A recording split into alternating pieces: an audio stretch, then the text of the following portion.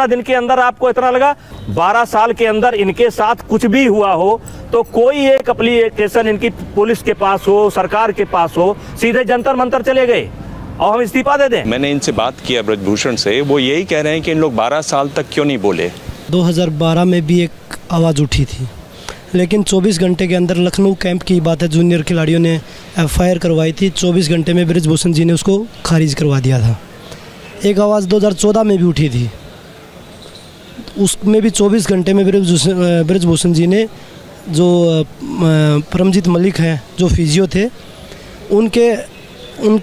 उनका और उनकी वाइफ का कैंप में नाम था। उनकी वाइफ जो कि नेशनल में मेडल जीत के कैंप में थी, तो उसको 24 घंटे में कैंप से निकाल दिया गया। तो जो आवाज़ उठ रही थी उसको तो आप दबा रहे थे, बच्चों को तो डर था ना इस चीज़ का। आपकी एक बड़ी बाहुबली की छवि है, यही मुसीबत है कि आपका जो बाहुबल है, जिसके चर्चे आज से नहीं है कि पिछले 1.5 दशक से हैं, और इस मामले में भी यही बाहुबल आड़े आ रहा है, जो आरोप लग रहे हैं। तो ये क्या बाहुबली की छवि सबसे बड़ी समस्या है आपकी? GP आंदोलन में भी मेरे ऊपर मुकदमा लगा, राम जन्मभूमि आंदोलन में मेरे ऊपर मुकदमा लगा, और मैं एक बहुत बड़े आदमी से लड़ रहा था, उसके छींटे पड़े हैं, मेरे गोली भी चली है, यहाँ गोली लगी है, यहाँ गोली लगी है, यहाँ गोली लगी है, यहाँ एक गोली है। मैंने दुनिया का हर कष्ट देखा है। किसी सोते को गफलत से जगा देना बगावत है, किसी कमजोर के हक को दिला देना बगावत है। अगर सच्चाइयों का गीत गाना ही बगावत है तो हम भी एक बागी हैं, मेरा मजहब बगावत है।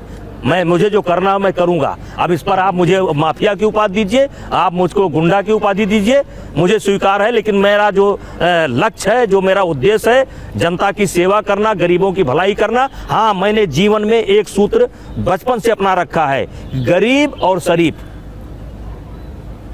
से मत टकराओ। और अन्याय करने वाला चाहे जितना बड़ा आदमी हो, अगर अन्याय करेगा तो उसका विरोध करूंगा। आप ऑलरेडी देश के गौरव हो, आप मेडलिस्ट हो, लेकिन क्या आप एक रेबल के टैग के साथ जी सकते हैं, जीत सकते हैं? अगर सच के लिए आवाज़ उठाना अगर बागी हैं तो आप हमें बागी बोल सकते हो, लेकिन हम वफादार हैं, देश के हमेशा रहे हैं, मरते दम तक वफादारी करेंगे, अपने देश की रक्षा करेंगे। उस तिरंगे का मान ना पहले झुकने दिया था, ना आज झुकने देंगे। ऐसा क्यों कहते हैं कि आप किसी भी लड़की का हाथ पकड़ लेते हैं, कहते हैं पाँव दबाओ, मेरी कमर, मेरा बैक दबाओ, क्यों कहते हैं आप ऐसा?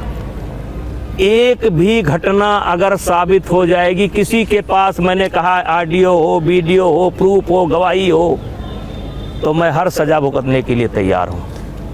आप क्या कह रहे हैं कि चूंकि ऑडियो वीडियो नहीं है, ऑडियो वीडियो गवाही कुछ भी तो हो, कुछ तो हो, कुछ तो आप प्रमाण देंगे कि हमने ये गलत काम किया है, कुछ तो करेंगे। साक्षी, ऐसा कभी होता है वो किसी का भी हाथ पकड़ लेते हैं, कहते हैं मेरे बैक दबाओ, इस तरह की कोई बातें आपने सुनी? बिल्कुल सर, सुनने में आई, लेटेस्ट ही सुनने में आई।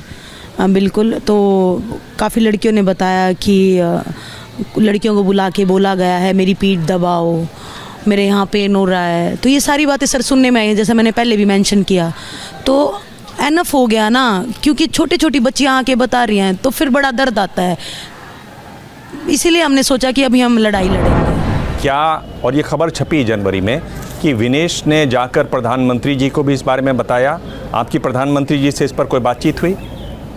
नहीं, मेरी कोई बात नहीं, प्रधानमंत्री जी से मेरी कोई बात नहीं है। अगर वो आपसे कहेंगे इस्तीफा दे दो तो आप दे देंगे? तुरंत वो लोग कह दें लोकसभा, तो लोकसभा दे दें। हमारे पार्टी के नेता वो कह दें, अमित शाह जी कह दें, राष्ट्रीय अध्यक्ष कह दें, कोई कह दे, क्या है ये? 6 बार रह चुका हूँ सांसद, 1 बार मेरी पत्नी रह चुकी है सांसद, बेटा वर्तमान में विधायक है। अगर मोदी जी कह दें तो क्या कहना है? राजनीति से जुड़ करके बिना चुनाव लड़े भी सेवा की जा सकती है। विनेश, हमने देखा कि आप प्रधानमंत्री से मिली, प्रधानमंत्री ने कहा भी कि विनेश को गुस्सा बहुत आता है, ऐसा एक क्लिप है। क्या आपने प्रधानमंत्री नरेंद्र मोदी को भी बताया कि इस तरह से महिलाओं के साथ मुश्किल हो रही है हमारे खेल में? सर देखिए, मैंने ओपनली बिल्कुल ऐसे नहीं बोला था सेक्सुअल हरासमेंट होता है।